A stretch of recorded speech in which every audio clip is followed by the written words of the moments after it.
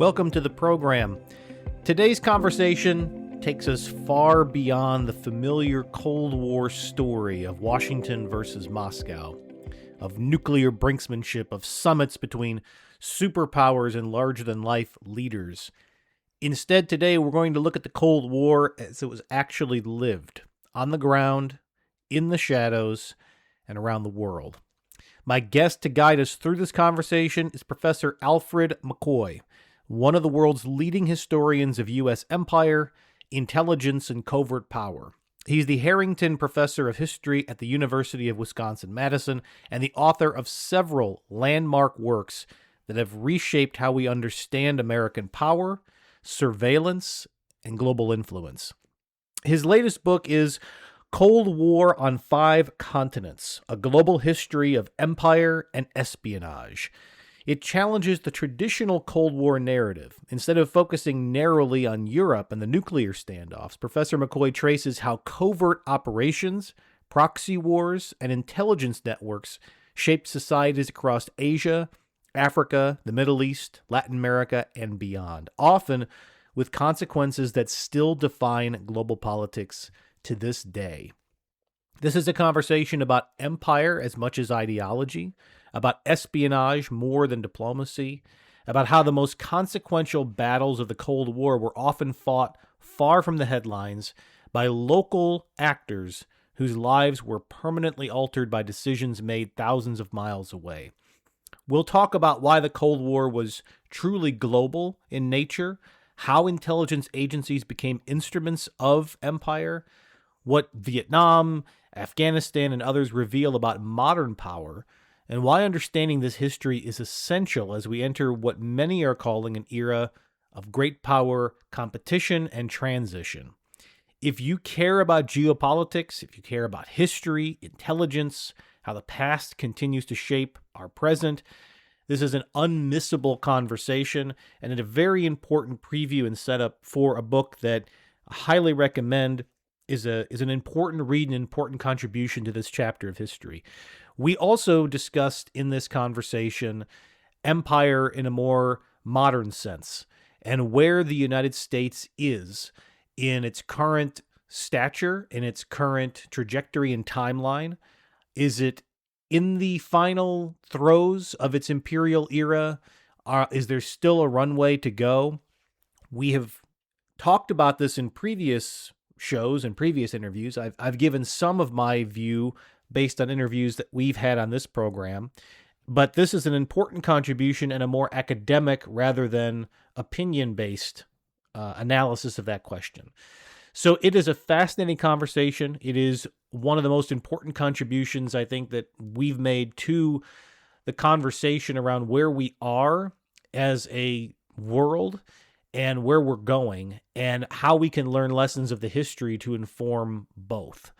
So, without any further delay, it is my privilege to present to you my conversation with Professor Alfred McCoy. Professor McCoy, welcome to the program. Brian, happy to be here. So let's begin at a very high level to help anchor our global audience on our perspective about where we are. And it may be the broadest question that we'll cover today, but you have studied empires, you have studied the United States, you have studied many periods of history, and I'm sure that you have a very informed perspective on this question, which is where are we in the arc of the American empire, and where do you see us globally going next? You raised two questions. First of all, where are we globally? And second, how does the United States fit into this global trajectory?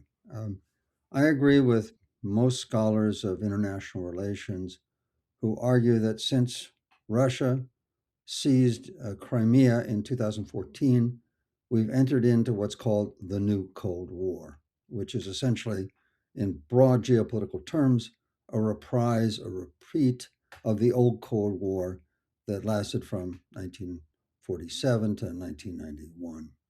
And within the trajectory of this emerging new Cold War, the United States is engaged in an accelerated process of imperial decline, which has been, if you will, speeded up, accelerated by the inexplicable, uh, irrational strategy of the current administration in the United States, the Trump administration. Um, and we can elaborate on any of those points if you wish.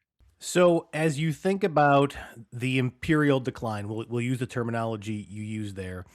There are many versions of this. And so you mentioned that there's sort of an accelerated timeline now, but decline can last decades. It can last for a century before an empire truly cedes power to another or we enter a new multipolar world. Where do you believe the US is in those stages of decline? Are we in the beginning, the middle? Are we close to the true end where history will look back and declare this the final years of the American imperial century? During the Cold War, the United States became an imperial power, a global hegemon without precedent in the history of humankind. The asymmetry, the disparity between the economic, military, covert, and diplomatic clout of the United States during the Cold War had no precedent. We were by far the most powerful empire in the history of humankind. And we not only amassed a tremendous amount of global power and became a global hegemon, but we also created a deeply embedded world system of international law, of economic exchange, of military alliances, of diplomatic practices that is very much a part of the fabric of the world today. And so what we're witnessing is two things. One, the decline of the United States as a global power.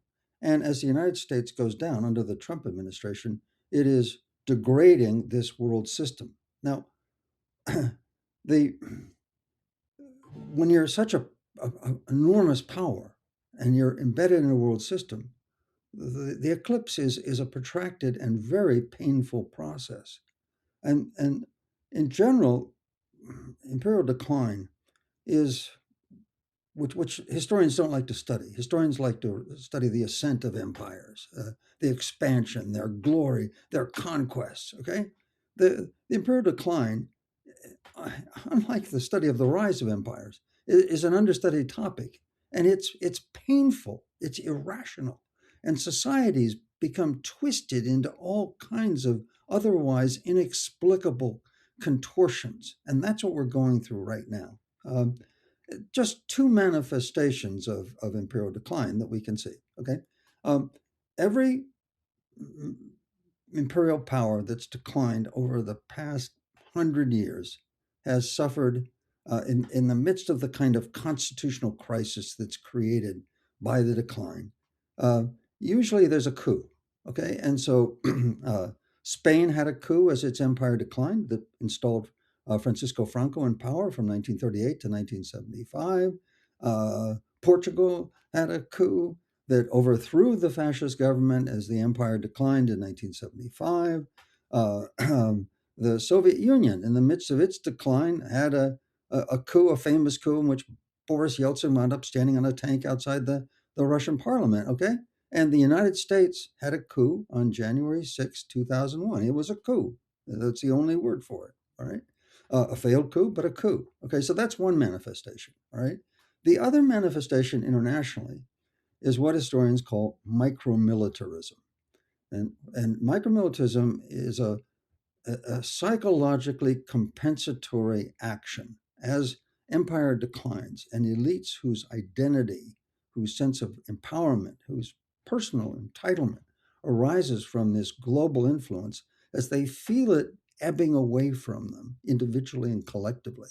They engage in irrational military interventions, not carefully calculated to accomplish an objective, although on the surface they may seem that way. But their real purpose is the idea that in some kind of bold military strike, they can somehow recapture this fading glory that's slipping from their grasp. The classic case of micromilitarism was in 1956 as the British Empire, which was still very substantial. They'd lost India, but they still had almost everything else. Uh, as imperial power was slipping away from them, the Conservative Party in Britain, which was and still is the oldest political party in the world, the party that built the British Empire, as these elites felt power slipping away from them, they engaged in something utterly irrational. They allied with the French and Israelis and they invaded Suez, and it was an absolute disaster that accelerated the decline and the collapse of the British Empire. That's the classic case of micromilitarism. And the United States, under President Trump, is engaging in micromilitary adventures so far reasonably calculated. They're clean, they're in, they're out. But this is, I see, a manifestation of micromilitarism. Trump is conducting these strikes on the as an exercise, as a demonstration, as proof to himself and the world that we are still the great global hegemon, which we're not. Okay, we're not. And there, I think, to address your question, there are two key dynamics in the U.S. decline. One, just as the British Empire became what the London Times called a self-liquidating concern, so the United States is a self-liquidating concern. When we established this global system in 1945, though much of the world was in ruins, we had over 50% of the world's industrial capacity and economic activity. We were by far the most powerful military in the world. The imbalance, the asymmetry was absolutely marked. And the U.S. has presided over a global system that, it's has its, well, I mean, it's been inequitable. It has been marked by military disasters like the Vietnam War, but it has had its achievements. There's been a marked reduction of global poverty. There's been a rise of new economic powers within the global economic system. And the US is now down to about 20% of the world's economy, not 50%. And the US military, although enormously powerful, is facing two powerful military rivals that we've never had before. And so, power is slipping away from us. So it's just a natural process. Okay, that we were at the apex, and now other powers are rising, in part because the system we created allowed this to happen, because that was the logic of the system. We intended for that to happen. So it's a natural. The relative imbalance between the United States and the other powers is declining. The second thing is as this power ebbs away, uh, there are psychological and political pressures on American elites and American society. Oh, we've enjoyed an extraordinary affluence that's declining as we decline. This produces political pressures and allows the rise of a populist like Donald Trump. Okay, so that's and Trump's policies, as leaders of declining empires often do, is making mistakes that accelerate the decline. Okay. Now, I've talked about the military aspect of this. Okay. There's also a deeper force of change that's driving it, the underlying economic system. Okay. And forgive me, I'm an academic, so let me lecture. Okay.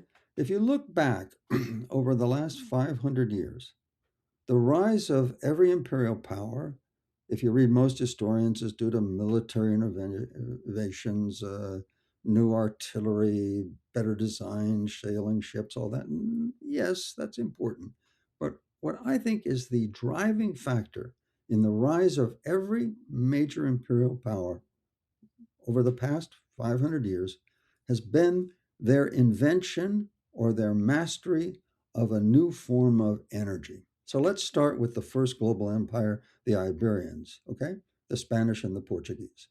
What the Portuguese invented on the island of Sao Tome in the Gulf of Guinea off the coast of Africa was a new form of labor, the sugar slave plantation. And they worked slaves to the point of death, all right?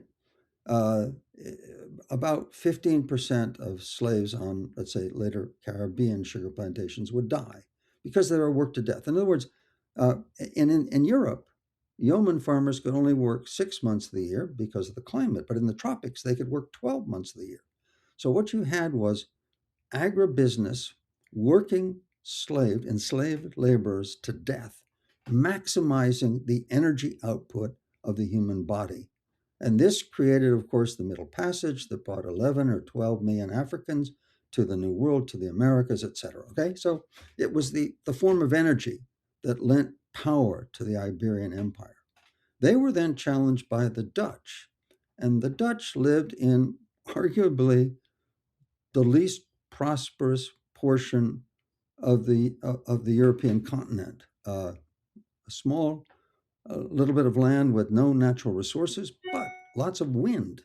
And the Dutch mastered science and technology, and they created the world's first industrial zone in the district of Zaan, which is a little outside Amsterdam.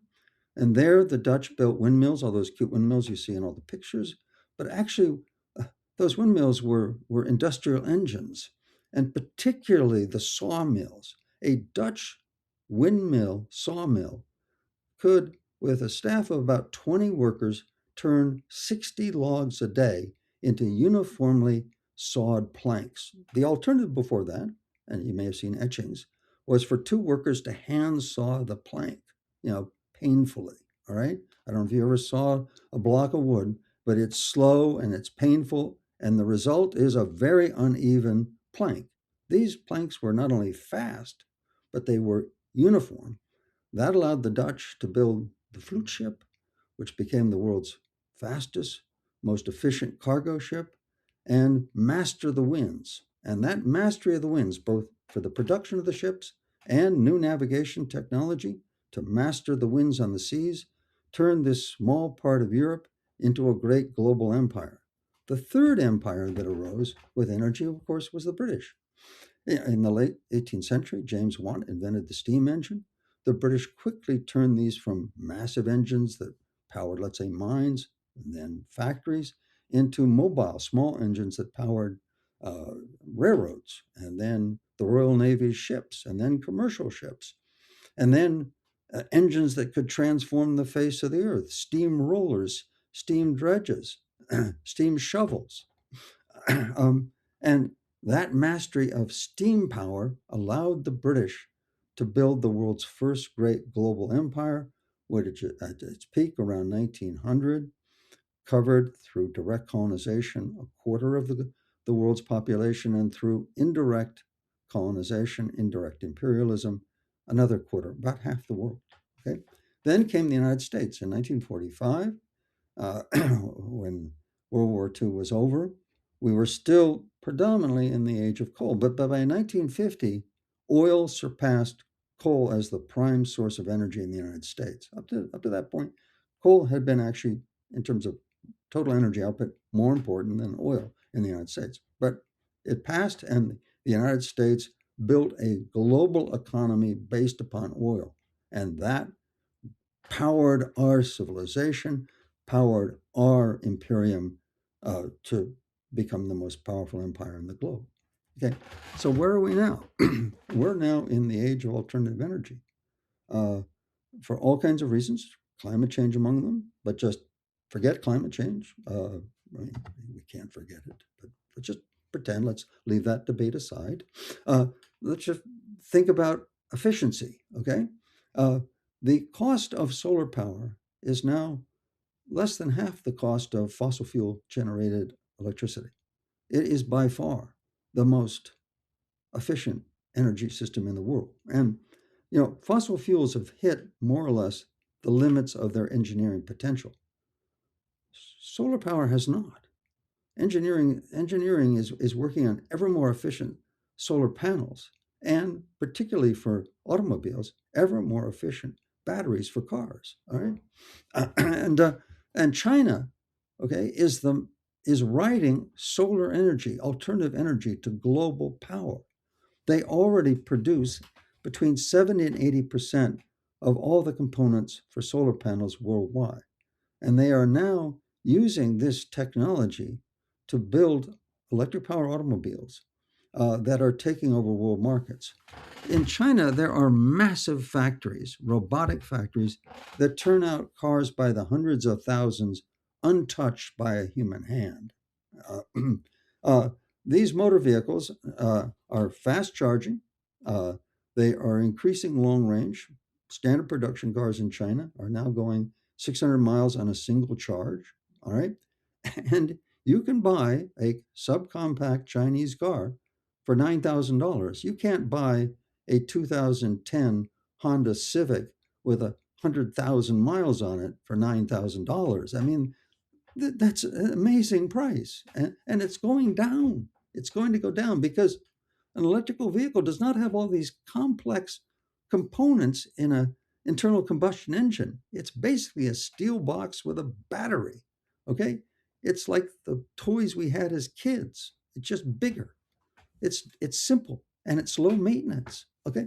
And the Chinese are not only cranking these things out by the tens of millions, but they've constructed specially designed freighters that are carrying these cars to global markets, and they are conquering the world's automobile market.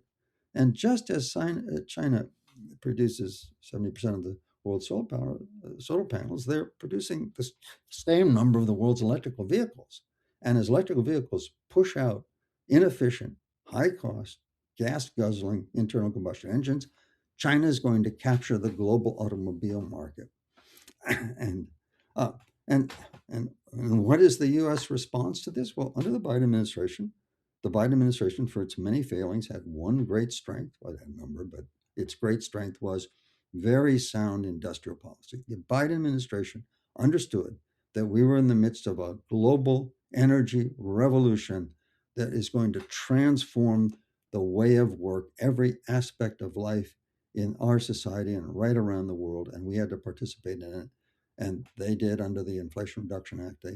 They spent $1 trillion in preparing us. Of course, the Trump administration, as we all know, is using the full power of the American presidency to destroy, actively destroy our foothold in this energy revolution, banning offshore wind terminals, ending the $7,500 tax break for purchasing an electrical vehicle, doing everything possible to advance dying, moribund fossil fuel technology and cripple the United States' participation in this global alternative revolution, allowing China to move way ahead. Now you could say, okay, he's only in outposts for another 3 years. Yes, but in the world of engineering, in the world of commerce, you realize that all of these things that I've described about the Chinese automobile industry have happened basically in less than 5 years. Well, if they could do this, all that I've described in 5 years, what are they going to do in the next 3 years while we're committing economic and technological suicide? So it's the combination of the geopolitics, of the misapplication of military power, of the diplomatic miscalculations, and above all, the incompetent energy policy of the Trump administration that is accelerating U.S. decline and potentially clearing the way for other powers, particularly Beijing and Moscow, to replace us on the global stage. So you've laid out a pretty compelling case for where we are in the process of empire. Let me ask, before we get into your book, which I want to spend some quality time on, how will we know when we've crossed that Rubicon from a declining power to truly a power of the past that is now one among many, or one among a few that now split the geopolitical forces of the world? There are a number of signs. Late last year, you may remember, President Trump increased the tariffs on China to, I think, to 140%. And Xi Jinping, the president of China, responded by slapping export restrictions on what are called rare earth minerals that we need for all kinds of things, motor vehicles, and particularly in our defense industries. And they had a summit in South Korea, and Trump walked in and gave away the farm. Basically, he capitulated. He looked Xi Jinping in the eye, and Xi Jinping stared him down, and China got everything it wanted, and we got nothing of what we wanted. And that was, I think, an historic moment, you know, um, in terms of face-to-face diplomacy that marked China as the peer power, not near peer power, but as the peer power of the United States. It was that moment, okay, when Trump and Xi Jinping looked each other in the eye and Trump blinked. And the American press, of course, didn't cover it. There was some commentary, some message, but you're not going to, how can I put it?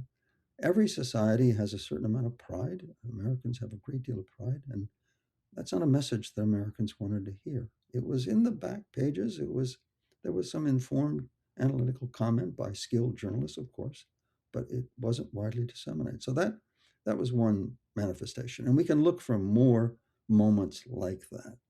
We can also look for more military disasters as we see this deployment.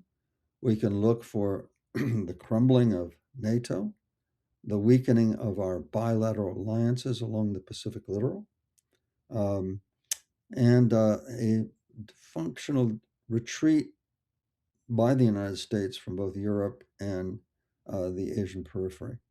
Uh, and I think the the ultimate marker is going to become when the dollar, the U.S. dollar, is no longer the world's global reserve currency. It's already dropping.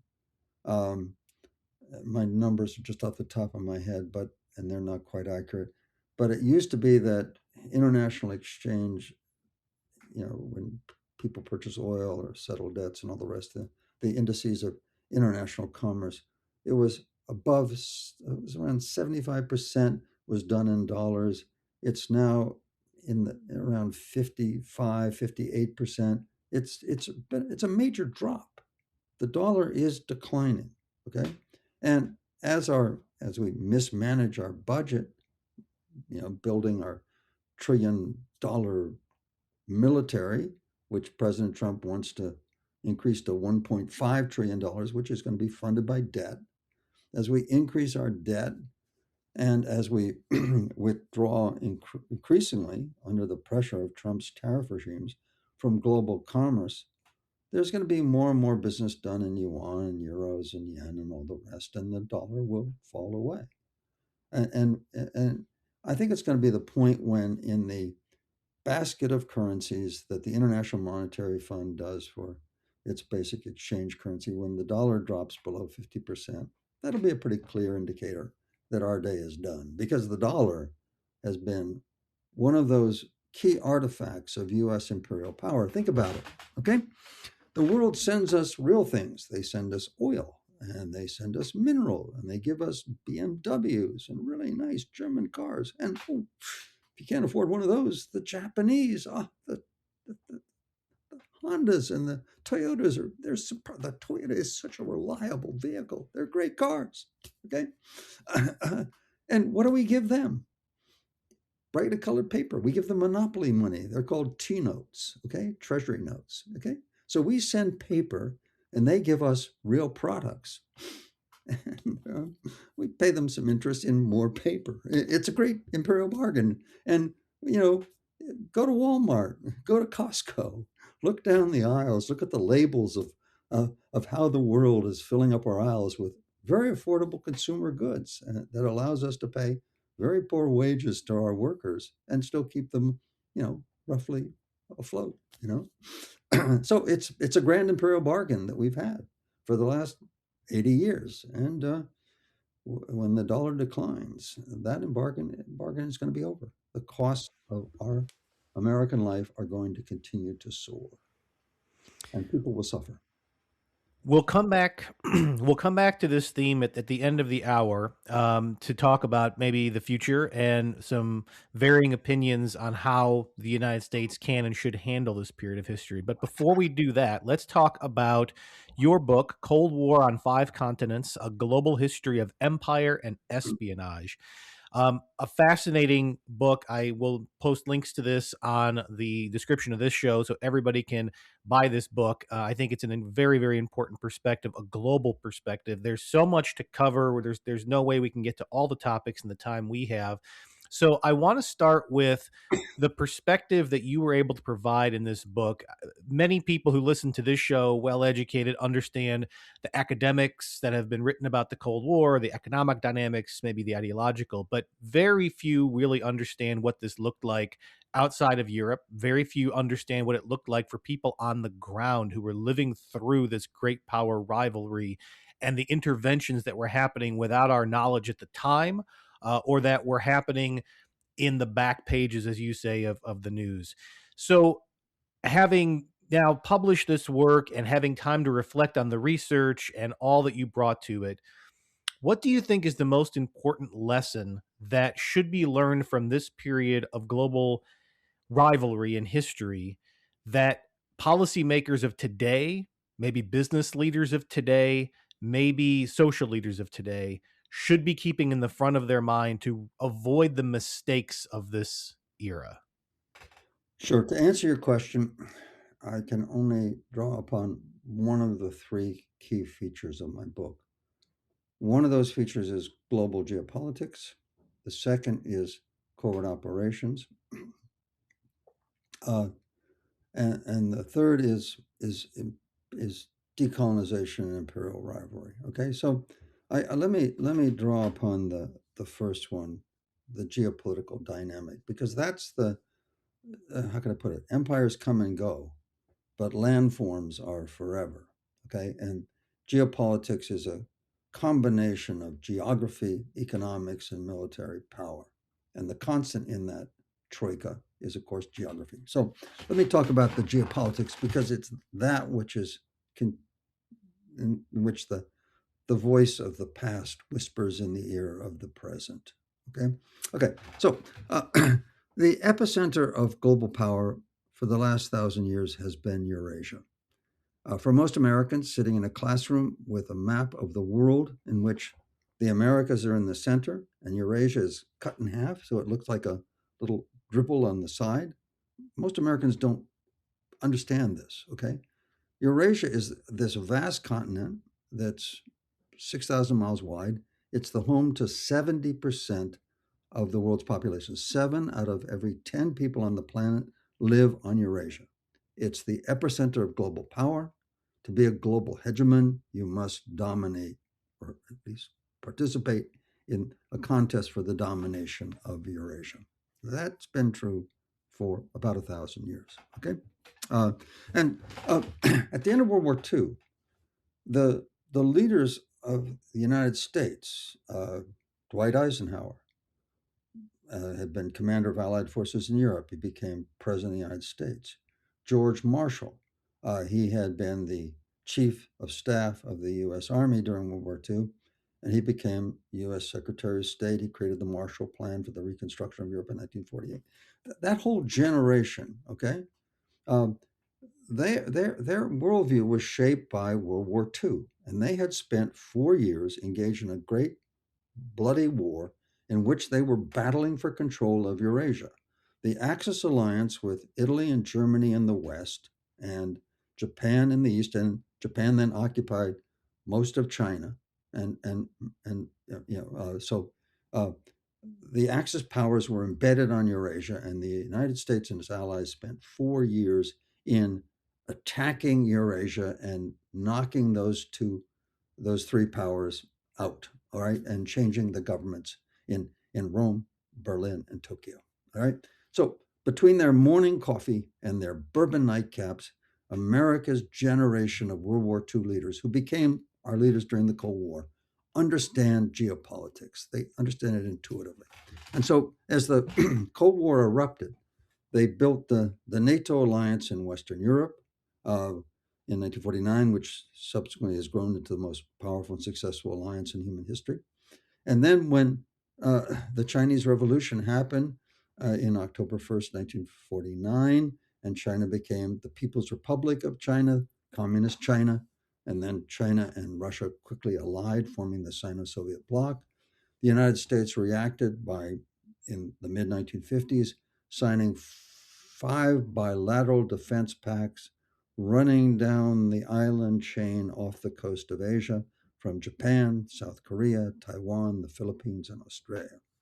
And through these positions at the axial end of Eurasia, the United States then encircled that vast continent with rings of steel. First of all, those military alliances. NATO was supplemented by the Middle Eastern Security Pact, the Southeast Asian Treaty Organization. There was a string of alliances ringing the whole of the Eurasian continent. That was the first ring of steel. The second, the United States had, by the mid 1950s, about 500 overseas military bases concentrated around the rim of Eurasia, with the Sixth Fleet based in the Mediterranean and the massive Seventh Fleet based in Subic Bay, Philippines, and then in these hundreds of bases, U.S. fighters and particularly strategic bombers, nuclear armed, arrayed around the rim of Eurasia. And with that, we contained the Sino-Soviet bloc inside Eurasia behind what was called the Iron Curtain. And it stretched first across Europe and then right around the rim of Eurasia for 5,000 miles. And the US strategy was to contain the communists behind that Iron Curtain. There were those that wanted to be more aggressive and try and penetrate and overthrow their governments. But cooler heads prevailed in Washington, D.C., and that was the strategy for the whole of the Cold War. Now, in response to this geopolitical isolation, the Soviets, by the mid-1950s, started to try and break out. And they did that in Southeast Asia, the Middle East, then Africa, Latin America. And whenever they did, the United States sent individual covert operatives to check this expansion, mobilize local forces, and then effectively push the Soviet Union back behind the Iron Curtain. And the classic example of that, which had, I think, the most geopolitical consequences, was in 1979, the Soviet Union decided to invade Afghanistan. Its client Communist Party was mismanaging affairs. And so they sent 100,000 troops to Afghanistan. The United States responded by sending one person, a CIA covert operative named Howard Hart. And Mr. Hart, a very skilled CIA operative, a veterans agent, used the CIA's millions to build up an Afghani resistance force of 250,000 men. And for 10 years, the Afghani resistance bled the Soviet Red Army dry. And by the time they departed in early 1989, after a decade of demoralization and defeat, the Red Army was no longer what it had been. It was broken from within. And we don't realize this, but just a few months after the Soviet Red Army drove its last tanks across the Friendship Bridge that separated Afghanistan from then the Soviet Union, Eastern Europe, the Soviet satellite states, erupted in mass protests challenging communism. And in the past, when this had happened in Poland in 1953, particularly Hungary in 1956, and Prague in 1968, the Red Army sent the tanks by the thousands and crushed this resistance. Well, when Europe erupted in anti-communist, pro-democratic demonstrations in the fall of 1989, the Red Army, defeated and demoralized by its very recent withdrawal from Afghanistan, lacked the will or the means to intervene, and the satellite states broke free. And very quickly, there were protests in Moscow. The Soviet Union broke up, and the Soviet Union was no more, and the Cold War was over, and we had won. And so basically, our strategy was lock the Sino-Soviet bloc within Eurasia, behind the Iron Curtain, dominate the continent, and sit back and wait for them to make a mistake. And like all declining empires, in 1979, the Soviet Union was in decline. They made a micro-militaristic decision that they could, recover Soviet power by intervening in Afghanistan. And it was a disaster. And all we did was we just sat back and let it happen. So the key takeaway from this for our contemporary world as we enter into a new Cold War, which is strikingly similar in its broad geopolitical outlines to the old Cold War. The resemblances are many. That's why scholars call it the new Cold War.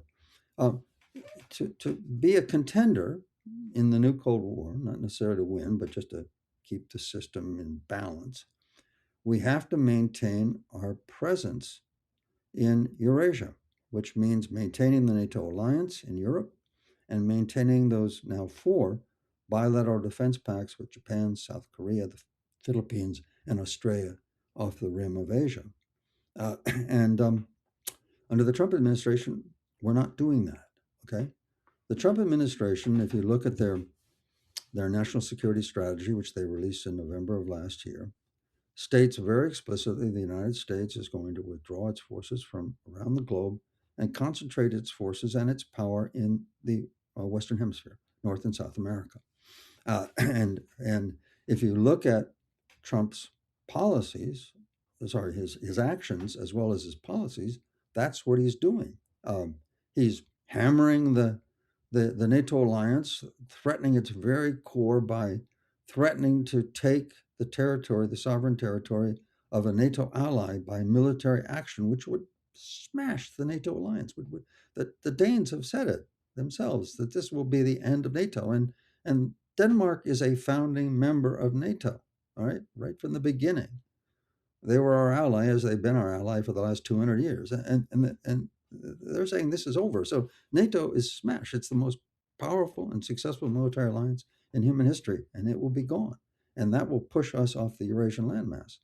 And the same way with the tariffs and with inattention, the United States is weakening those alliances in the Pacific Littoral. And as China's influence grows, those powers are either going to have to combine on their own or they're going to have to be more compliant with China.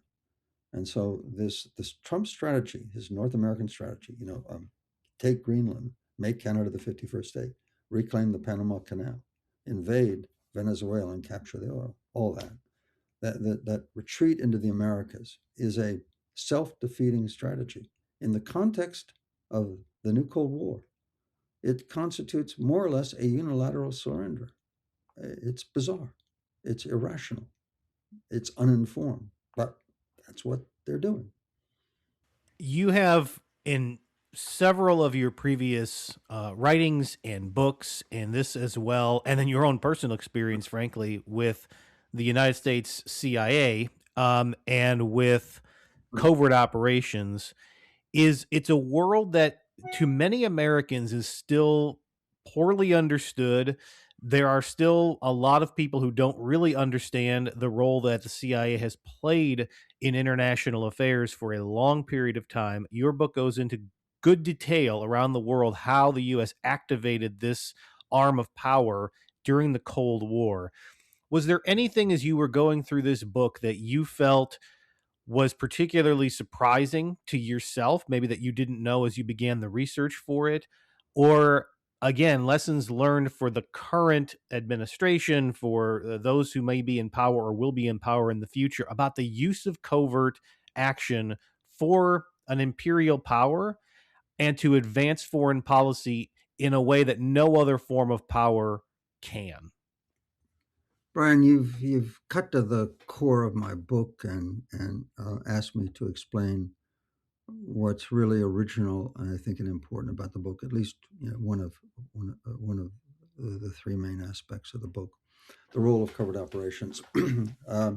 Look, states have always had intelligence services. I mean, George Washington had spies, etc. Okay, so that's a constant in human history. But what's different about the Cold War was that because of the nuclear stalemate, intelligence became particularly important. Let me explain. The United States, of course, detonated the nuclear bombs in Japan in 1945, thinking that they had a nuclear monopoly that would last for all time. Well, within 4 years, the Soviet Union tested its bomb, and by the mid 1950s, both superpowers were nuclear armed. And once that happened, they understood, and they learned that lesson very forcefully in the Cuban Missile Crisis of 1962. They understood that they'd achieved stalemate, mutually assured destruction. If if the tensions, direct tensions between the two superpowers got out of control, they would mobilize their strategic forces and they would move towards nuclear warfare, thermonuclear warfare. And both sides understood that that meant basically their total destruction. Everybody and everything would die. And they couldn't do that. To their credit, Moscow and Washington at this ultimate level were quite responsible during the Cold War. They just couldn't do that. Okay. So yet the rivalry remained. The competition was intense, not just for power, but for ideas and a total global system. And so where did the tensions go? How did they play out? Well, they shifted to areas that were remote from Washington and Moscow, that were less significant and more safe. And the competition not only shifted geographically, it shifted in terms of its domain from confrontation by conventional military forces, which could quickly escalate into thermonuclear war, to covert competition by agents and operatives. And that's what transformed the CIA from a small intelligence service into a co-equal branch of the national security state with the Pentagon and the State Department and the CIA, which was only created in 1947, into this powerful global agency. And that made covert operations critically important during the Cold War. And by the way, the Cold War is what I call the golden age of espionage. Okay, all the powers either created an intelligence agency or expanded. The Soviet Union, the United States, the French, the British, they all expanded their intelligence services, and these intelligence services became one of the key forces of force projection. Now, in the United States, that happened, that broad sweep that I just gave you actually had, as history always does, specific anecdotes and incidents that led to it, okay? In 1952, General Dwight D. Eisenhower was elected president of the United States. And during World War II, he had been the commander of Allied forces in Europe, and he had expended the lives of 800,000 men, died in the battle for Europe under Eisenhower's command, changing governments in just two capitals: Tokyo, getting Mussolini out; Berlin, getting Hitler out. That's what it was all about. Okay, Eisenhower knew that, right? And he was president of the United States in 1953, and there was a crisis in Iran. A nationalist, Mohammad Mossadegh, nationalized the British oil. At the Abadan refinery in the Persian Gulf had been, by the end of World War II, the biggest oil refinery in the world. Okay, and it was owned by Anglo Iranian Oil, which is now BP, British Petroleum. Okay, and the Mossadegh nationalized it, and the British tried everything, and they tried gunboat diplomacy. They went to the UN. They went to the Permanent Court of Arbitration in The Hague. They lost everywhere, so they tied in with the CIA, and the CIA dispatched one man, Kermit Roosevelt Jr., the grandson of Theodore Roosevelt. And he flew to Lebanon, and he got in a car. He put $100,000 in Iranian currency in the trunk, and by himself, he drove across the deserts of Syria and Iraq, crossed the border of southwestern Iran, and fomented a coup that overthrew Mossadegh's government and installed the Shah, not just to reign over Iran, but to rule Iran as direct power, the head of, not only head of state, but head of government. And on his way back from this great triumph, Kermit Roosevelt stopped in London, perched himself on the edge of the bed of Prime Minister Winston Churchill, who always did his important work from his bedroom, and regaled him with tales of espionage daring do. And then he flew on to Washington, D.C., and he gave a presentation in the White House to Secretary of State John Foster Dulles and to President Eisenhower. And Eisenhower was stunned. Okay, how many lives had been lost to change a government in Tehran? 300. How many American lives had been lost? 0. Now, for Dwight Eisenhower, you got to remember, this is 1953. Just 8 years earlier, Eisenhower, in the greatest triumph of his career, had overthrown two governments, and it cost him 800,000 lives to do so.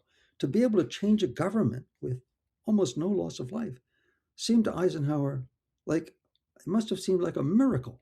Okay, and in fact, Eisenhower was then in the first year of his presidency. Over the next 7 years of his presidency, Eisenhower, a military man, a career military officer, authorized just one conventional military operation.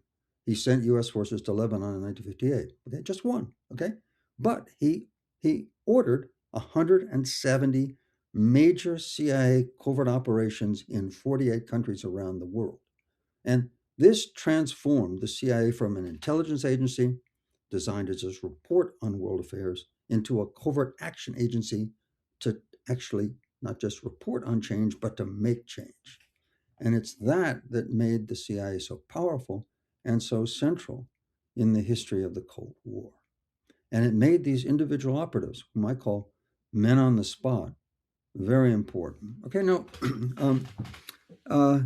you asked about how I came to realize this, the sort of the personal side of the discovery.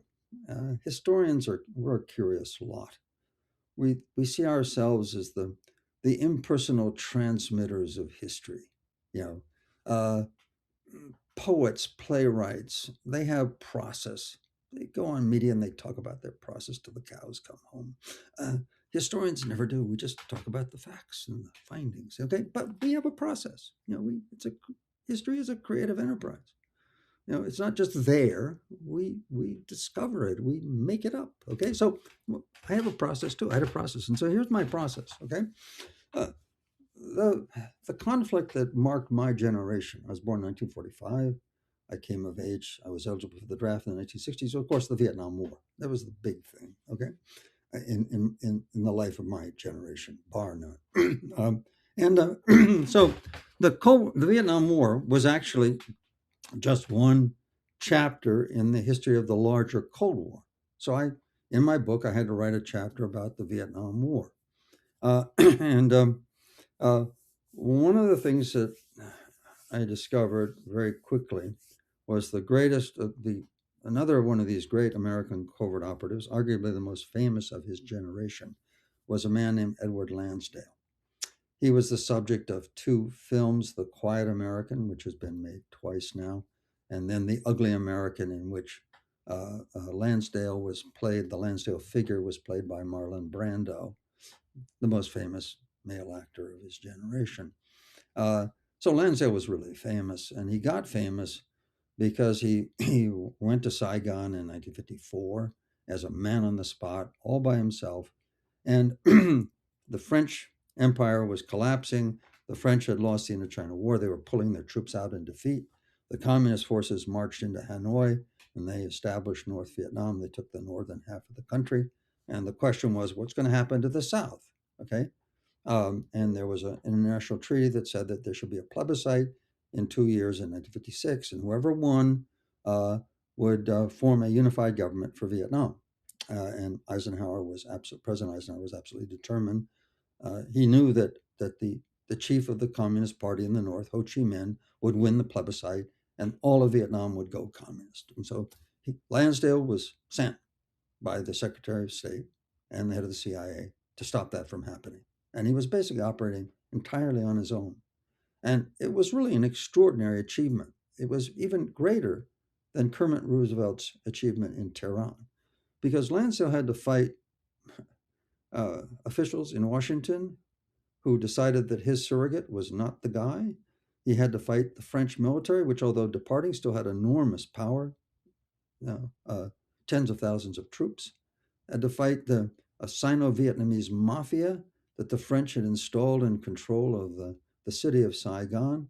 And Lansdale did all of that, and he installed his chosen client, Ngo Dinh Diem, as premier and functional ruler of Vietnam. And by the time Lansdale was done fighting a covert war for a battle that raged across the streets of Saigon for 5 days, Diem was master of the city. Washington embraced him as its man in Saigon, and Lansdale had accomplished one of the great feats of modern world history. Well, at the same period, Lansdale, because he was a very engaging guy, And he liked to cultivate Asian allies. He learned to do this in the Philippines during his earlier covert operation. And he formed very close working relationship with Filipinos. When he went to Saigon, he did the same tactic. He tried to work with Vietnamese in the same way he'd worked with Filipinos, form friendships, because basically he had a small team, but he was more or less on his own. So he needed local allies. He found one, of course, in the person of ZM. But he also found this very friendly Vietnamese named Phan Xuan An, who seemed a very likely acolyte. He trained him in covert tradecraft, and the CIA had a front organization called the Asia Foundation. Lansdale arranged the Asia Foundation to give Phan Xuan An a scholarship, sent him to Orange Coast Community College, south of LA, and Phan Xuan An spent a year there. And very importantly, he learned journalism, but he also learned about Americans. He learned our culture. He learned our insight. He learned how to understand what the words we were using actually meant. Okay, cultural sensitivity, very important. Okay, for all of these individual operators, because you're manipulating a foreign society. Well, America was a foreign society for Phan Xuan An, and he learned its manipulation. He went back to Saigon. He later wound up working for Time Magazine, becoming a reporter for Time Magazine. And he was actually a member of the Communist Party. He'd been a commander of a unit that rebelled against the French. And at the same time that Lansdale recruited him, he was a covert member of the Communist Party. And over the course of the Vietnam War, Phan Xuan An worked as a top espionage agent. He became Hanoi's man on the spot in Saigon. He wrote about 460 reports that were sent north to Hanoi. He was responsible for every major victory that Hanoi won during the whole of the Vietnam War. Okay, and it was when the war was over, he retired from Time Magazine as the last Saigon bureau chief for Time Magazine, and he went to Hanoi, and he was given 16 medals, one for each of his major victories, and he was promoted to general in the uh, the People's Army of Vietnam, and it was one of the most stunning careers in espionage imaginable. Well, you know, so okay, that's an anecdote. So one guy, one spy. Okay, well, it turned out the the chief of the Order of Battle Intelligence Section for the Viet Cong inside the CIA. The CIA's chief operative for analyzing the Viet Cong communist guerrillas was a man named Samuel Adams. And he wrote a book and a very important article.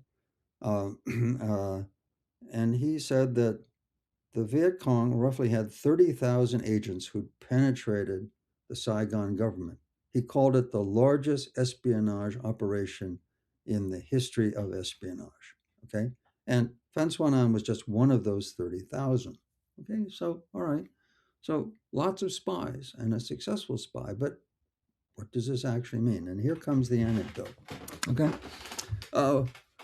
when I was in high school, I went to a boarding school in New England, and I was on the junior varsity wrestling team.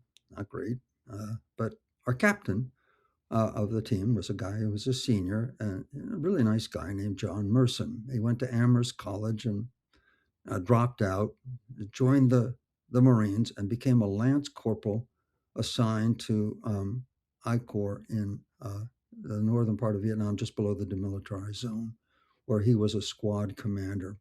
And the Marines had a strategy called combined action patrols, where they had small squads that were inserted in the villages, and they would operate autonomously as a squad against the Viet Cong squads. Okay, it was probably the most successful U.S. infantry deployment during the Vietnam War, and Merson was head of one of those squads in this operation. And he came back, and in 2008, he wrote a memoir about his experiences, and he sent it to me because, I think he remembered my name, and he knew that I was teaching a course about the Vietnam War. And so he wanted me to look it over and see if he made any mistakes. So I said, sure. I read it. And I was reading along, and then I came to this passage that was stunning and horrifying. You remember, this is a guy who I knew in high school, and look, and I knew he was a good guy. He was and is a very ethical man. Okay, so he describes what happens. They got intelligence that at a certain time and place, the Viet Cong would be coming down a river in sampans, kind of canoes, and so he set an ambush, machine guns,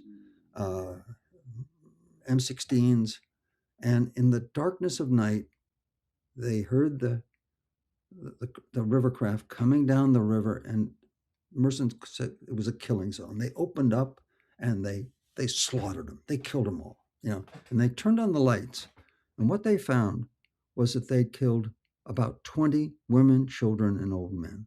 Not a single gun, not a single soldier. And Merson's squad was so horrified by what they'd done that they hid out in villages for the rest of their 12-month tour in Vietnam. They wouldn't fight the enemy anymore. They just wouldn't do it. And when their time was up, they came home and they went about their lives, no doubt traumatized by what they'd done. Indeed, Merson is still traumatized by that. He was a very successful. He became. He went to Harvard Business School, joined IBM as an innovator. A very smart man. Made a lot of money as a real estate operative in I think Nantucket Island, and he funded several orphanages in Vietnam. And he sits today on a charity that helps the children of Vietnam. I mean, I think we don't have to go deep to understand the guilt and that he feels. Okay, so so this was pretty horrible experience, and so in 2008 we went on vacation to Bermuda.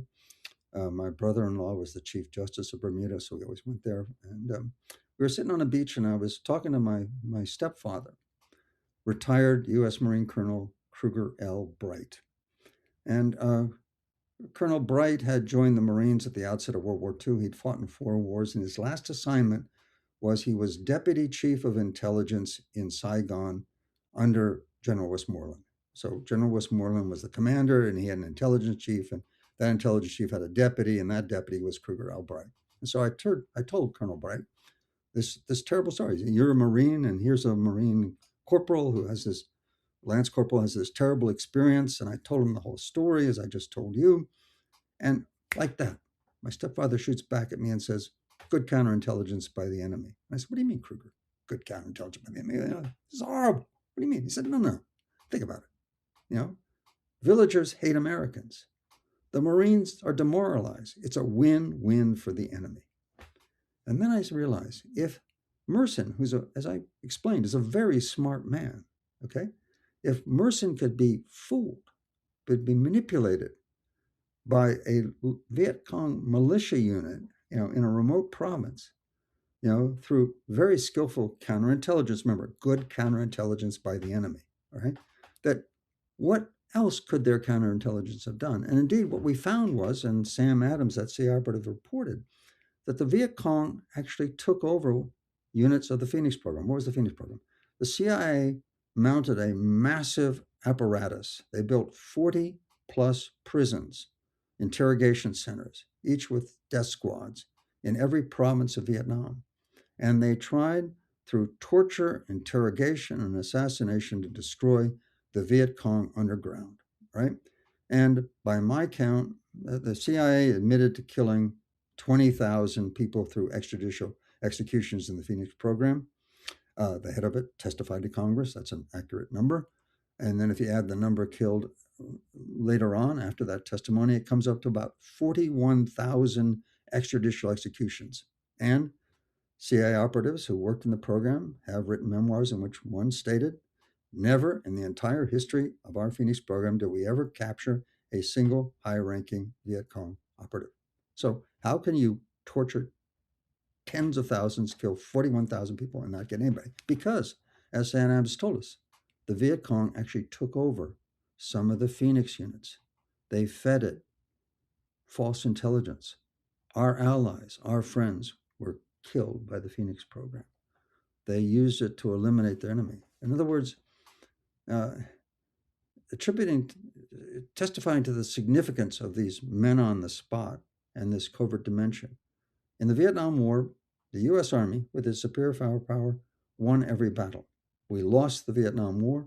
And why? Because we lost this underground covert war. So it is significant. Your writings are full of insights like this. I think that last segment is as good of a promotional. If anybody doesn't want to read your book after that, I don't know what's wrong with them. So it's very good promotion for it. Let's wrap on two questions. The first question, to tie all of together what we've talked about today. The first question is specific to covert operations. If we align on the concept that the United States as an imperial power is in decline, that doesn't necessarily mean that its covert capabilities will degrade as quickly as perhaps other forces of projection. As you think about covert operations for a declining power, irrespective of what we think the policies should be, do you think that the U.S. will still be as capable even as its influence around the world wanes, or does the natural process of empire decline inevitably degrade covert capabilities and therefore American influence in that space? The CIA is an executive agency, and it is the president who writes what are called findings that assign the CIA mission. So maladministration at the top can impinge upon the morale and the capacity of the CIA. And I believe that the Trump administration is so maladministering the U.S. national security state with marginally competent people, in fact, outrageously incompetent people. Pete Hegseth as the Secretary of Defense, Secretary of War of the United States. Really? Do tell? The man is completely incompetent. Okay. And as that ramifies through the national security establishment, there will be a decline. Good people won't join. Veterans who find their reports dismissed, their work trifled with, as they see the geopolitical miscalculations by the administration, they just can't participate. They resign. Okay, so there will be degeneration. But more importantly, the golden age of espionage is over. And let me explain, and this is something I do in the book, why it was so important during the Cold War. Okay, during the Cold War, there were two processes going on. There was this geopolitical struggle by the two major powers, Moscow and Washington, for dominance over the globe. But very importantly, what was going on was something called decolonization. At its peak in 1900, 40% of the Earth's surface was colonies. There were about 140 colonies around the world. Okay, and over 30%, over a third of all humanity, were colonized peoples. And it coincided exactly with the Cold War. Between 1946 and 1994, those 140 colonies became 100 new nations. Over half the members of the United Nations gained their independence through this process of decolonization that coincided exactly with the Cold War. And so as new nations emerged, they were suddenly up for grabs between Moscow and Washington. And that's why the United States was sending these covert operatives. That's why they were so important. All right. Every major conflict was a result of decolonization. The Korean War, that happened because Japan had colonized Korea in 1910. Well, in 1945, that was over. And in that, there was a contestation for Korea. You can go on. Iran was an informal colony of the British. When the World War II was over, there was a contestation for where Iran would fall in the Cold War. The Soviet Union was a neighboring country. They were trying, we were trying, etc. You can go on. Vietnam, the Vietnam War. I mentioned the French were pulling out in 1954 when the CIA sent Lansdale there. What were they pulling out from? For 100 years, from 1858 to 1954, the French colonized Vietnam. 100 years of colonial rule was over. So as this great global movement, this great geopolitical shift away from, half a dozen, maybe 10 global empires to 100 new nations was occurring. Each opening, you know, created a momentary void in the world system in which a covert operative could come in and then have the individual power to change history, right? And that doesn't operate anymore, right? There will be places where there will be an asymmetry of power between the United States and or this Russia or China, for that matter, in which espionage will play a role, but it's not going to be quite the same, okay? Because look, we historians all understand. That's one thing I think we all agree about, even those of us who write biographies, is that among the great forces of change in human history, individuals don't matter. Even kings and generals and all the rest, they don't matter. It's these larger complex forces. Yet, during the Cold War, because of these geopolitical ruptures during decolonization, when the old power pulled out and the new power array hadn't been established, there was a void, and that allowed individual covert operatives, these men on the spot, to actually change history.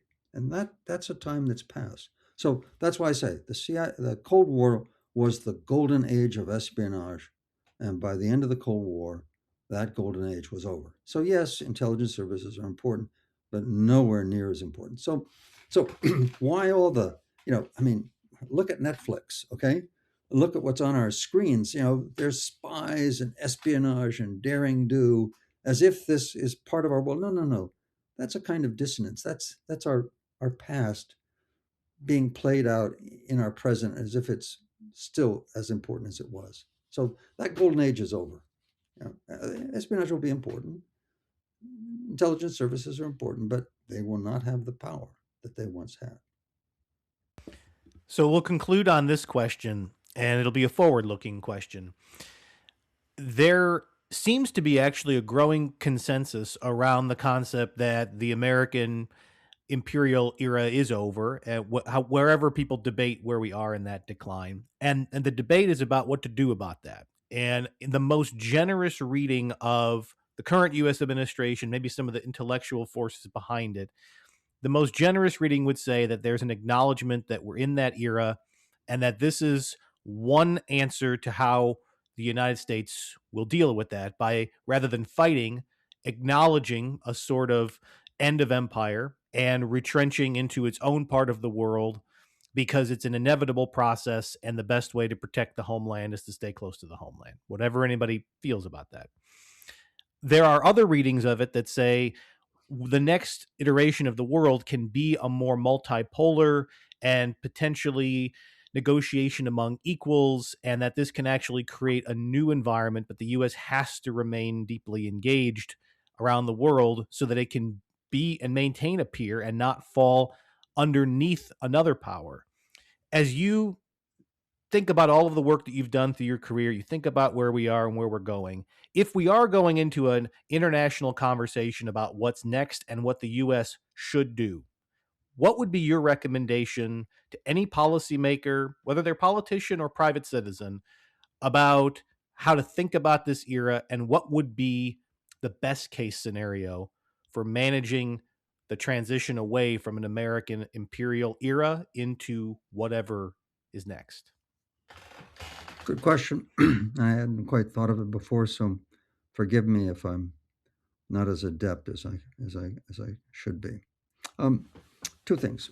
I said earlier that the United States, at the peak of its power after World War II, emerged as a global hegemon with the raw forces of power: military, covert, economic, diplomatic, okay, clout that we exercise, and we use that to build a world system, okay, which, if you want a synecdoche for the world, so think of the United Nations. The United Nations is just one of thousands of international organizations that we created. And so, for most powers, imperial powers, as they declined, they would fall back onto that world system that they created. They would use attributes that they put forward. Okay, so think of Spain. Spain disseminated a language. And so Madrid is still the kind of center of the Spanish world, gives it enormous cultural reach. Think of the United Kingdom. The United Kingdom not only built this very powerful empire that directly and indirectly ruled about half of humanity, they also created a global system. The Anglican Communion, the Anglican Church, they missionized. They spread the English language. They spread commerce and capital based in the city of London.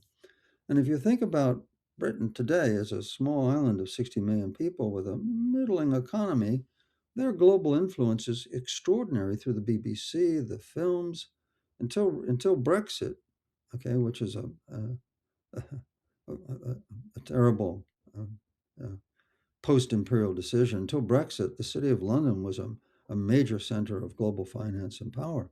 So Britain's residue of empire sustained it for a long time. All right.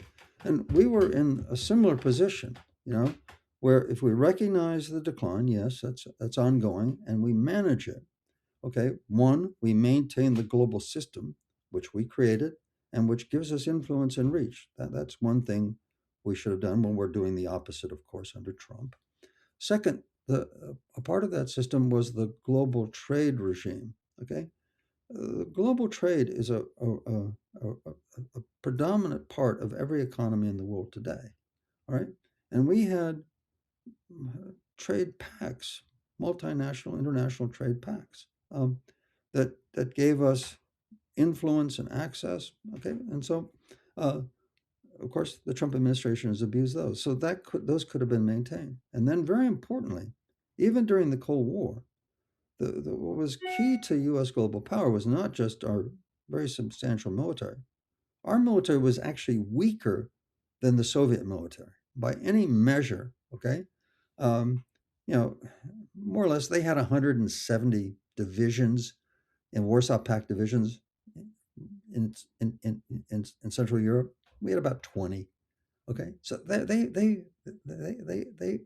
were far more powerful than we were militarily.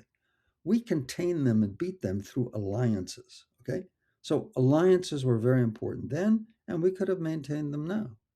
They would have cut our military costs. They would have amplified our power. They would have, as they've done for the last 80 years, assured our security. I mean, think about the alliance that, okay, what's NORAD? Brian, you ever heard of NORAD? Okay. How many Americans do you think have heard of NORAD? Not many. Maybe 5%? Maybe. Okay. It's the closest military alliance on the planet. It's the North American defense apparatus. Okay. The head of NORAD, okay, is an American. The deputy commander of NORAD is a Canadian. The only deputy commander of U.S. forces who's not an American anywhere in the world is a Canadian, because we're defending North America together, right? We have been throughout the whole Cold War. Well, Trump's talk about the 51st state has driven the Canadian government to negotiating a trade pact with China. Okay, so these alliances are still central to our security, right? And so, again, I guess the lessons would be: one, maintain the world order of trade and diplomacy and contact. Two, maintain alliances. Three, operate on a multilateral, multinational basis, militarily and diplomatically. And with that, as we would decline to maybe primus inter pares, one among equals, okay, we would have assets and we'd be able to manage this decline and integrate ourselves into a changing world order. But we're not doing that. We're doing quite the opposite, and it's going to accelerate the process of decline. And by the end of Trump's term, we will feel it in terms of the quality of our life and our place in the world. Both will be diminished. You've been very generous with your time today. The book is Cold War on Five Continents, A Global History of Empire and Espionage. A link to that book to purchase will be in the description of this podcast wherever you get your podcasts. Professor McCoy, thank you so much for walking us through a complex world, a complex history, and very complex topics, and for your contributions to history. Thank you, Brian. When I started this program more than 3 years ago, I had been very clear that my goal was not to cover day-to-day headlines. It was not to offer a political perspective. It was to step back from the highest level that we could find to understand the big picture trends and geopolitical realities shaping our world, and to analyze where we are and where we're going and how that can impact the decisions that we all make, regardless of the seat that we occupy in the world. And I'm particularly proud of this episode and of having a conversation of the depth and scope that we did with Professor McCoy, because it is historians who can analyze the past and deeply research the lessons from the past and tie them together with the realities of our world today and offer an insightful view of the future that allow all of us to take a deeper understanding of our place in history, the chapter of history we're living through today, and how we may be able to contribute to it.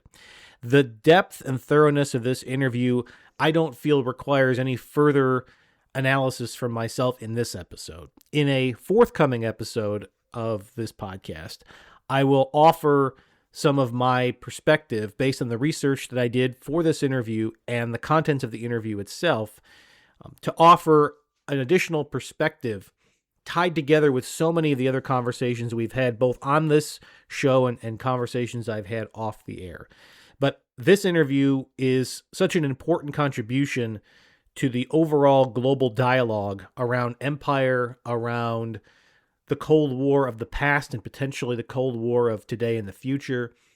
And there are so many things to react to that I feel this episode needs to stand on its own without any further commentary from myself. So what I will ask, however, is one more plea to number one, buy the book, Cold War on Five Continents, A Global History of Empire and Espionage. If you care about the topics that we cover on this show, this is an important contribution, not because I want to spread a specific perspective on it, but because I think it's very important to take in deeply researched, well-informed, and a well-crafted history and perspectives to be able to shape our own opinions and views. And I think Professor McCoy has dedicated an entire life of scholarship to that aim. And there are many other of his books that are very much worthy of your reading and your time. And if you care about intelligence services, and if you care about governments, if you care about public policy, geopolitical policy, I feel like these are very important reads that you can and should discuss with your friends, with your network, with your family. I also ask you to subscribe to this program wherever you get your podcasts. And if you're on YouTube, please subscribe, hit that subscribe button so that you are the first to receive these episodes and interviews like them when they post, when they air.